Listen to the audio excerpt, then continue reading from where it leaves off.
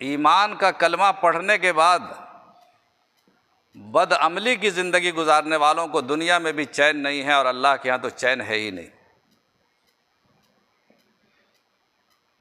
ये कैद खाना है दुनिया, चारों तरफ कांटे हैं एक मोमिन की ज़िंदगी में।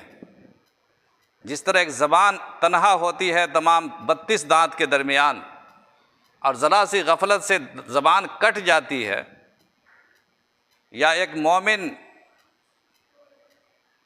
कांटों के दरमियान घिरा हुआ हो इंसान तो किस तरह अपने आप को बचाते हुए और दामन को उलझने से बचाते हुए सफ़र करता है, यह है ईमान। चारों तरफ हमारे जो माहौल है, हमारा जो गिरदो पेश है, जो हालात ज़िंदगी हैं, जो असबाब और वसाइल हैं, सब इंसान